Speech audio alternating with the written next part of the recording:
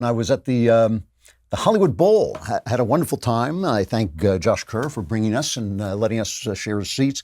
And they did a tribute to John Williams, who conducts the L.A. Philharmonic and who wrote so many great soundtracks. He wrote Star Wars. That's the big one, is Star Wars. I think he also did E.T.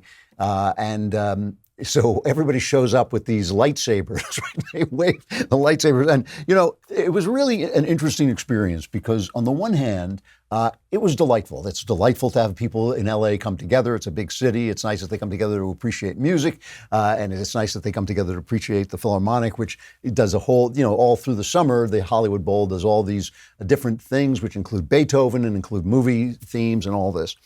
But at the same time, every time I see the devotion that Star Wars, that fans have. And this is not, believe me, this is not an attack on Star Wars fans at all.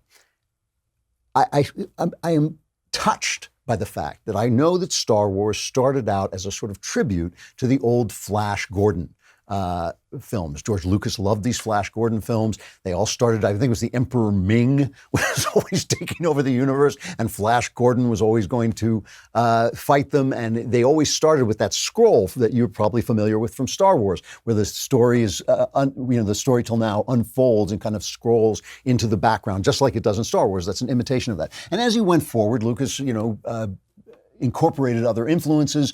The great Japanese filmmaker Akira Kurosawa was part of his influences, and of course Joseph Campbell, whom I've read, I think, virtually everything that Campbell has ever written, who wrote about mythology and what mythology means, and he wrote a famous book called The Hero with a Thousand Faces, which talks about the meaning of the kind of monomyth, what James Joyce called the monomyth, the one myth that all myths sort of partake of, and Lucas incorporated those ideas into Star Wars. I believe Campbell was actually a consultant on it, and brought those heroic ideas and what the hero means into that story. And what I find so touching is this thing that sort of started out, and you can see it when you watch the first Star Wars, this sort of started out as a parody, that people were so hungry, so desperately hungry for these ideas about heroism, about manhood, about adulthood, about becoming an adult, that they idolized Star Wars with complete seriousness. They discuss the Star Wars idea and the Star Wars universe, and where it should go and when it goes a place that they don't like.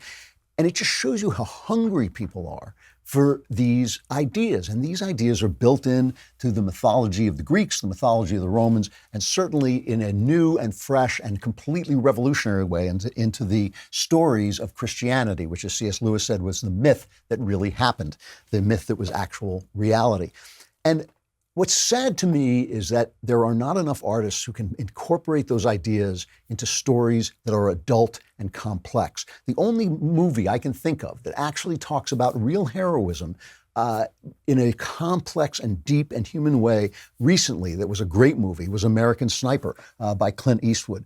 And there's such a need to, once you become an adult, there is a need to maybe leave some of these heroes behind that are so pure and so perfect and that live in a universe that doesn't exist, and remind people of what it looks like to be a hero in a world that does exist, and how complex it is, and how it doesn't make you perfect, and it doesn't make you anything except a hero. And that's why American Sniper is such a good film, and that's why I'm sort of sometimes sad when I see Star Wars fans that they have nothing to move on to, that even as they grow older and then grow old, they still cling to what is essentially a fantasy film. Not that that's not an attack on them or on the film. It's simply to say that with that, we also need a deeper version of the heroic story that I think is really lacking from American culture, which is why so many films are about superheroes and so few films are any good. So anyway, those were just my reactions to listening to wonderful music, wonderful evening at the Hollywood Bowl that I thoroughly enjoyed. But it does remind me of the need for something that's missing in American culture, which is complexity and depth and adulthood and heroism. I hope you enjoyed that clip from The Andrew Klavan Show. If you did, go ahead and hit the subscribe button so you stay up to date on all our future content.